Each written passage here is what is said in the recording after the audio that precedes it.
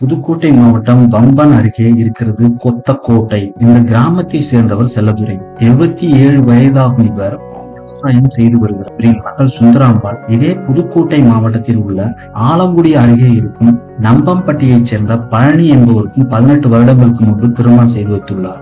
மகள் மீது அதிகம் பாசம் வைத்துள்ள செல்லதுரை வருடா வருடம் பொங்கலுக்கு முன்பு மகளுக்கு சீர்வரிசை கொடுப்பதை வழக்கமாக வைத்துள்ளார். மகள்களை பெற்ற பெற்றோர் வழக்கமாக தொன்று தொட்டு செய்யும் முறைதானே இது. இதில் என்ன ஆச்சரியம் என்றுதானே கேட்கிறீர்கள்? அதுதான் விஷயமே இருக்கிறது. ஒவ்வொரு வருடமும் தைப்பொங்கல் தினத்துக்கு 2 தினங்களுக்கு முன்பு சைக்கிளிலேயே தன் மகளின் கிராமத்துக்கு 14 கிலோமீட்டர் தூரம் பயணித்து சீர்வரிசை கொடுத்து வருகிறார். ஒவ்வொரு ஆண்டும் பொங்கல் திருவிழாவின் போது கொத்தக்கோட்டை கிராமத்திலிருந்து வம்பன் கிராமத்தில் உள்ள கடைவீதிக்கு வந்து அங்கு விற்பனை செய்யும் கரும்பு கட்டு, மஞ்சள் கொத்து, தேங்காய், பூ, பழம், பச்சரிசி, வெல்லம் உள்ளிட்ட சீர்வரிசை பொருட்களை வாங்கிக் கொண்டு அதன் பிறகு மகள் வீட்டுக்கு பயணத்தை தொடங்குகிறார். அப்படித்தான் இந்த வருடமும் மகள் வீட்டுக்கு சீர்வரிசை கொடுத்துள்ளார். கரும்பு கட்டை மட்டும் தலையில் வைத்துக் கொண்டு மற்ற பொருட்களை சைக்கிள் தொங்கவிட்டபடி 14 கிலோமீட்டர் உள்ள நம்பம்பட்டி கிராமத்திற்கு சென்று தன் மகளுக்கு சீர்வரிசை கொடுத்துள்ளார். இதில் வியக்கத்தக்க விஷயம் என்னவென்றால், அவர் தலையில் இருக்கும் கரும்பு கட்டை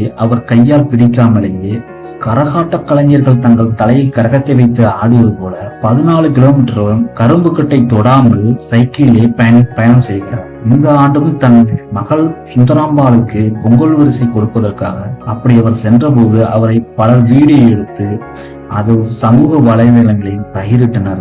இது மிகவும் ஆவலாக எல்லாராலும் பார்க்கப்பட்டது. செல்லதுரையிடம் பேசினோம்.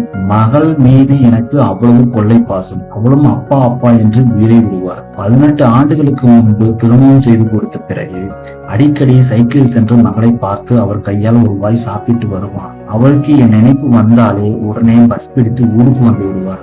என் செல்ல மகளுக்கு வருட வருடம் பொங்கல் சீர்வரிசை வழங்கி வருகிறேன். மகளுக்கு 10 ஆண்டுகளுக்கு மேல் குழந்தை இல்லாததால் மனவேதனையில் இருந்தோம். ஆனால் 8 ஆண்டுகளுக்கு முன்பு இரட்டை குழந்தை பிறந்தது. அதிலிருந்து ஆண்டுதோறும் இப்படி மிதிவண்டையில் கரும்பு கட்டை தலையில் சுமந்தவாறு எடுத்து பொங்கல் சீர்வரிசை செய்து கொண்டிருக்கிறேன். பொங்கல் வந்துட்டாலே என் மகளும் என்னை எதிர்பார்த்து காத்திருப்பார். அவரை பார்க்கும்போது சந்தோஷத்தில் கரும்பு சுமை, சைக்கிள் பயணம் எல்லாம் இனிப்பாக மாறிவிடும். என் ஆயுசுக்கும் இதே போன்று சைக்கிளில் கரும்பு கட்டை நான் தூக்கி செல்வேன்.